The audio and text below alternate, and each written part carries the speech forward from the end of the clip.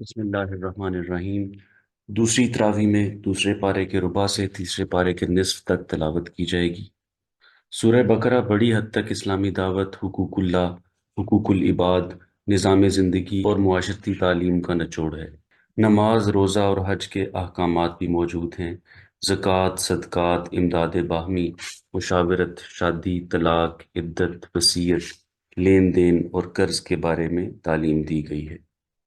سود خوری، شراب نوشی اور حلال و حرام چیزوں کی بابت بھی ہدایت دی گئی ہیں۔ امر و نہی یعنی جائز اور ناجائز باتوں کی تعلیم کا بھی زیادہ حصہ اس میں موجود ہے، جسے اسلامی ضابطہ حیات کہا جاتا ہے۔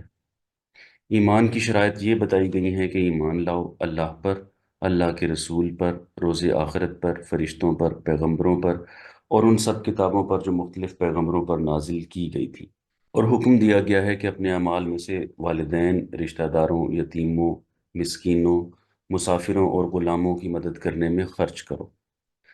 قتل کے بارے میں خون کے بدلے خون، اور اگر مقتول کے وارث راضی ہوں تو خون بہا یعنی معاوضہ کا حکم دیا گیا ہے۔ شراب اور جوئے کی بالکل ممانعت کر دی گئی ہے۔ مشرک اور مسلم مرد و عورت کا نکاح ناجائز قرار دیا گیا ہے۔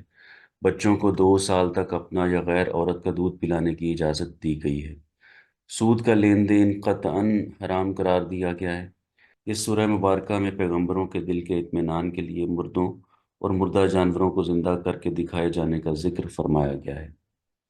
پھر آخر میں اللہ تعالیٰ نے اپنے بندوں کو دعا کرنے کے الفاظ اور طریقے سکھائے ہیں۔ اسی صورت میں کئی مرتبہ آیات قرآنی پر غور کرنے کی تاکید فرمائی گئی ہے۔ سورہ آل عمران کی پہلی 18 آیات میں یہ بتایا گیا ہے کہ عبادت کے لائق صرف اللہ تعالیٰ کی ذات ہے، اور یہ کہ قیامت ضرور برپا ہوگی اور اعمال کی جزا و سزا ضرور ملے گی۔ قرآن مجید اس لیے نازل کیا گیا ہے کہ حق اور باطل کو الگ الگ کرتے، اور یہ بتایا گیا ہے کہ جنگ بدر میں اللہ تعالیٰ نے جس طرح مسلمانوں کو فتح عطا فرمائی، اس میں سمجھداروں کے لیے نشانیاں اور غور کرنے والوں کے لیے بڑی عبرت ہے۔ ارشاد ہوا ہے کہ اہل ایمان مشکلات میں صبر کرتے ہیں، عبادت کرتے ہیں، اللہ کی راہ میں خرچ کرتے ہیں، اور رات کے پچھلے حصے میں اللہ سے اپنے گناہوں کی معافی مانگتے ہیں۔